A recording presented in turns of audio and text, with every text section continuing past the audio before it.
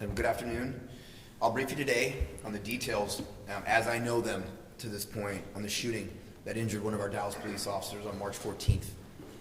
On the 14th, at around 12:45 a.m., Dallas police were working covert in the area of Bigelow Drive when they saw a blue Chevy Camaro, later determined to be stolen out of the city of Dallas, driving recklessly, doing donuts, and nearly hitting an unmarked police vehicle. One of the officers started to follow the Camaro, doing surveillance. A short time later, the suspects in the Camaro noticed they were being followed. In the 3200 block of Easter Avenue, the suspects crested a hill and made a U-turn.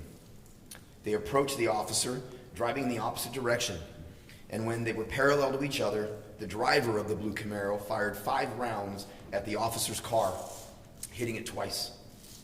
One of the rounds went in the driver's door and hit the officer in his hip. The officer did not return fire and called over the radio that he had been shot. Officers nearby responded and provided medical care for the officer until he was taken to a local hospital and underwent surgery, where he still remains hospitalized but in stable condition. Officers located the blue Camaro on East Keys Boulevard and attempted to stop it, but the driver sped off and officers started to pursue the car. During the pursuit, Air 1 and the Dallas County Sheriff's Office assisted the Dallas Police Department. The pursuit lasted about 10 minutes, eventually ending in the 7200 block of Chesterfield. 3 of the 6 people in the Camaro ran from the vehicle. 1 passenger, a male, ran from the scene. A second passenger, a 15-year-old female, was caught after a short foot chase. Air 1 continued to follow the driver, later identified as 17-year-old Jahart Nickelberry, who you will see later on dash cam video running from the car with a gun in his hand. Air 1 directed officers to Nickelberry's location inside the apartment complex, and he was taken into custody. The other 3 passengers in the car remained in the car and were not charged. Nickelberry and the 15-year-old were taken to local hospitals with minor injuries. The 15-year-old was charged with evading arrest. Nickelberry, a documented gang member, has been charged with aggravated assault, evading arrest, detention in a motor vehicle, UUMV, tampering with evidence, and 2 aggravated robberies, and I'll have more on those in a moment. This investigation is ongoing, and there is a possibility of additional charges. Detectives continue to work to identify the second male suspect who ran from the scene. He is not currently in custody. Several weapons were seized by law enforcement. When Nickelberry was taken into custody, he was not in possession of the handgun he had when he got out of the car. Officers later located that weapon in the apartment complex. Officers also located a weapon thrown out of a window during the pursuit on I-20 and West Wheatland Road. That gun was reported stolen out of Shreveport, Louisiana. A third weapon was found inside the suspect's vehicle. I know for a fact that my officers prevented further violent crimes to have been committed that night and future crimes, and we are lucky that we did not lose an officer in the process. Through our investigation, detectives learned the Camaro was involved in an aggravated robbery in the 3500 block of Cripple Creek around 10 p.m., just hours before our officer was shot.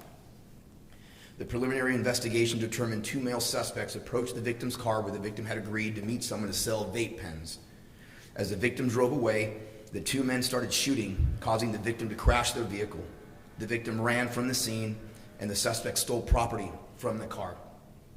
At the scene on Chesterfield, detectives obtained a search warrant to search the stolen Camaro, and inside found evidence linking the car to the previous aggravated robbery, along with stolen property. The investigation determined Nickelberry and the unknown male suspect who ran from the scene were responsible for the robbery on Cripple Creek. Our detectives also learned Nickelberry was a suspect in an aggravated robbery offense in Ellis County. That offense involved a home invasion, led to an officer-involved shooting in Glen Heights. One of the suspects was killed, and the driver in the case was identified as Nickelberry. Nickelberry has been charged with aggravated robbery in both the Dallas and Glen Heights cases.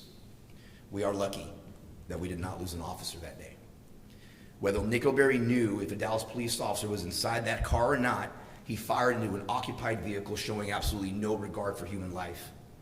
This is the type of crime that our men and women work every day to prevent, to put this type of violent criminal behind bars to make our streets safer. The men and women of the DPD go to work not knowing what the day or shift a call will hold, but they do it every day to protect and to serve. They do this job because they want what is right and what is best for the people of the city of Dallas. As for our officer, he continues to recover today. His spirit, his attitude over the last few days is something remarkable.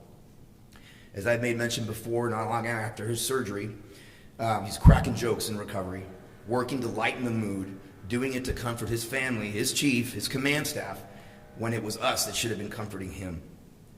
Even after all he'd been through, continuing to serve, continue to care for others, that's something to be commended.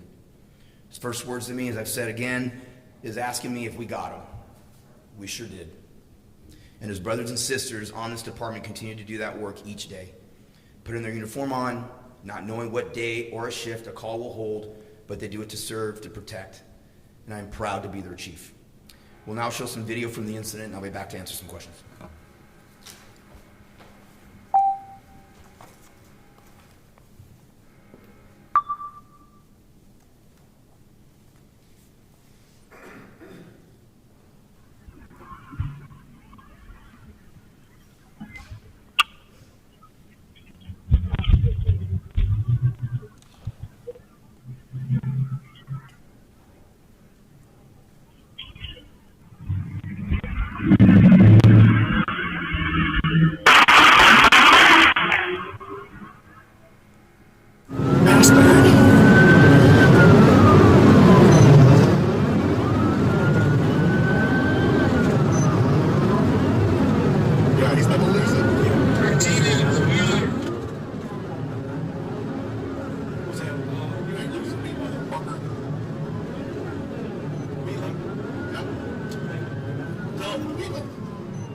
Exit in at Wheeling at 35.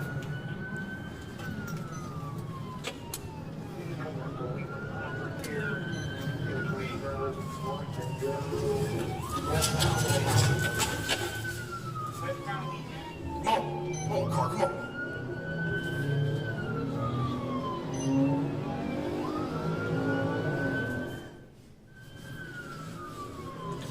Yeah, it's like everyone. Complex here. What? Bring it up!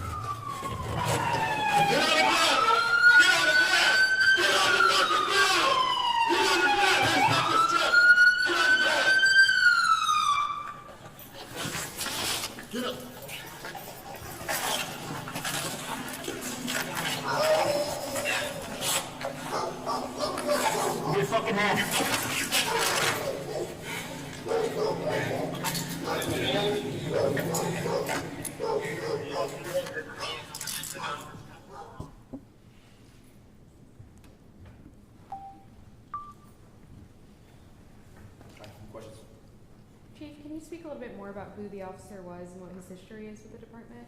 So we're not identifying by name right now, but he's a 4-year veteran. He was currently assigned to Tactical and Special Ops Bureau, and he was working overtime in a covert capacity. Chief, you said you weren't sure that they had made the officers. Do you think that they made that undercover vehicle? Or? You know, I don't know what the individual was thinking when he did it. And obviously, again, as I mentioned, he fired 5 times at that car. You know, our officers put their lives on the line every day. You know, when it was an officer and not a resident of the city of Dallas. And had it not been for our officers' actions that day, there would have been a lot more violence committed by that individual that night. I really have no doubt. But as to whether or not he made them as a cop, I don't know. And I don't really know I mean, either one, whether he made him as a cop, obviously, and fired, or he fired indiscriminately at a resident of the city. Again, it's what we battle every day. I'm just very proud of all the actions that day. And when, for clarity, for the unmarked vehicle, there was no lights, nothing on that car that would indicate that it was an officer in there? No. Is there anything you can tell us about that second male that's still on the run? Anything people should be on the lookout for, or? No, not really right now at this time. Obviously, our detectives are working on identifying the individual. And I've confidence, great confidence in our detectives that they will identify that person. Does it surprise you the ages that were involved? One, just the sheer violence and shooting indiscriminately a car is surprising. The ages, obviously. This individual is 17 years old, and I just read to you what he's, I guess, done thus far in his young life. It's inexcusable, and again, we're not going to stop. We're not going to stop, and so. This is getting old, talking to you all and having one of my officers shot at or shot. But again, it will not deter this police department. Thank you, guys. All right, thank you.